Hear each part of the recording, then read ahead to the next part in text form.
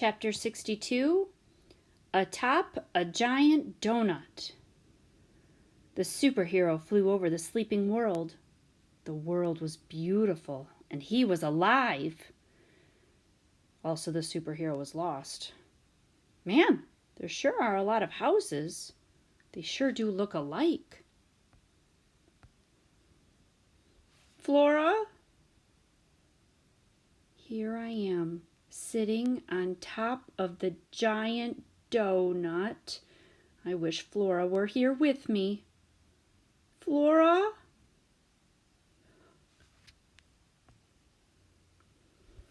Chapter 63, Little Fishes. A squirrel flies in, said Dr. Measham. This I did not expect at all. It is what I love about life, that things happen which I do not expect. When I was a girl in Blundermisston, we left the window open for this very reason, even in the winter. We did it because we believed something wonderful might make its way to us through the open window. Did wonderful things find us? Sometimes yes, sometimes no. But tonight, it has happened. Something wonderful. Dr. Measham clapped her hands. A window has been left open. A squirrel flies in the window. The heart of an old woman rejoices. Ulysses's heart rejoiced too. He wasn't lost anymore. Dr. Measham would help him find Flora. Also, Dr. Measham might make him a jelly sandwich. Imagine, said Dr. Measham. Imagine if I had been sleeping, what I would have missed. But then, always and forever, I have been an insomniac. You know what this is? Insomnia? Ulysses shook his head. It means I do not sleep. When I was a girl in Blundermisston, I did not sleep. Who knows why? It could have been some existential terror related to the trolls. Or could be simply because I do not sleep. Sometimes there are no reasons. Often, most of the time, there are no reasons. The world cannot be explained. But I talk too much. I digress. I need to say to you, why are you here? And where is your Flora Belle? Ulysses looked at Dr. Measham. He made his eyes very big. If only there were some way to tell her everything that had happened. Flora's mother saying that life would be easier without her. The universe expanding. William Spiver's banishment. Flora's homesickness. The writing of his poem. The typing of the untrue words. The stone squirrel. The sack. The woods. The shovel. The squirrel was overwhelmed by everything there was to say, and his inability to say it.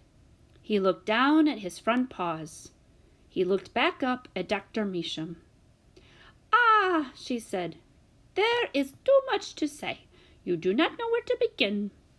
Ulysses nodded. Perhaps it would be good to begin with a little snack.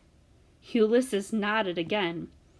When the other Dr. Measham was alive and I could not sleep, do you know what he would do for me? This man would put on his slippers and he would go into the kitchen and he would fix for me sardines on crackers. You know sardines? Ulysses shook his head. Little fishes in a can. He would put these little fishes onto crackers for me, and then I would hear him coming back down the hallway, carrying the sardines and humming, returning to me. Dr. Measham sighed. Such tenderness, to have someone get out of bed and bring you little fishes and sit with you as you eat them in the dark of night, to hum to you. This is love. Dr. Measham wiped at her eyes. She smiled at Ulysses. So, she said, I will make for you what my beloved made for me. Sardines on crackers. Does this seem like a good thing? Ulysses nodded. It seemed like a very good thing. We will eat, because this is important to eat. And then, even though it is the middle of the night, we will go and knock on the door of Mr. George Buckman, and he will open the door to us because he is capacious of heart. And then George Buckman and I will figure out together why you are here and where our Flora is. Ulysses nodded. Dr. Measham went into the kitchen, and the squirrel sat on the windowsill and looked out into the dark world. Flora was out there somewhere. He would find her. She would find him. They would find each other. And then he would write her another poem. This one would be about little fishes and humming in the dark of the night. Chapter 64, A Miracle. Flora was on the side of the highway. There were, she had discovered, all kinds of ridiculous things strewn along the side of a road. Shoes, for one thing, and balled-up knee-high stockings, and polyester slacks, baby blue ones with a permanent crease. Did people undress as they drove down the road? There were metal objects, hubcaps, a pair of rusty scissors, a spark plug, and there were truly inexplicable things.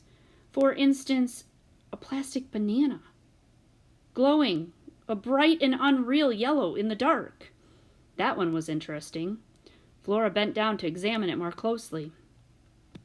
"What are you doing?" said William Spiver. He stopped too because she was attached to him and he was attached to her, which is to say that William Spiver and Flora Belle Buckman were unbelievably still holding hands. "I'm looking at a banana," said Flora.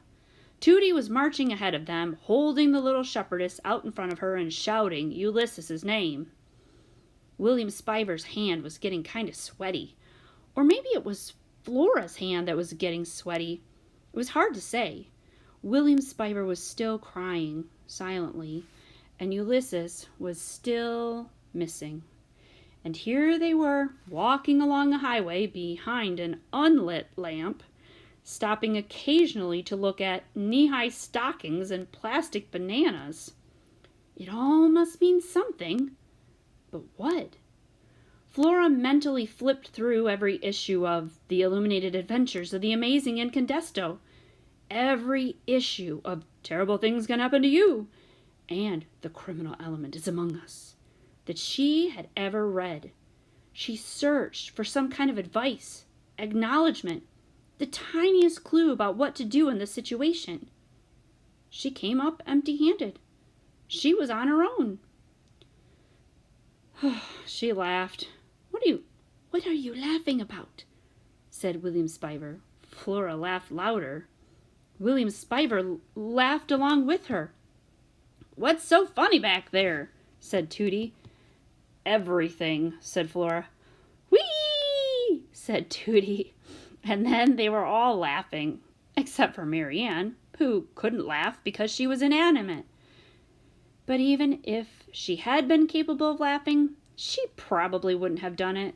She just wasn't that kind of lamp. They were all still laughing when the temporarily blind William Spiver stepped on the cord of the little shepherdess and tripped. Uh-oh. And because he refused to let go of Flora's hand, or did she refuse to let go of his? Flora fell too. She landed on top of William Spiver. There was a crunch and then a tinkle. "Oh no," said William Spiver.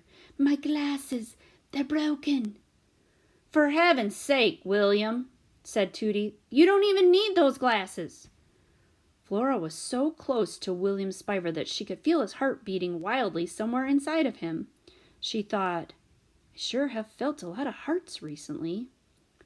"Wait a minute," said William Spiver. He held his head up. Everyone be quiet. Shh. What are those tiny pinpricks of light? Flora looked where William Spiver was looking. Those are stars, William Spiver. I can see stars. I can see. Great Aunt Tootie, Florabella can see. It's a miracle, said Tootie. Or something, said Flora.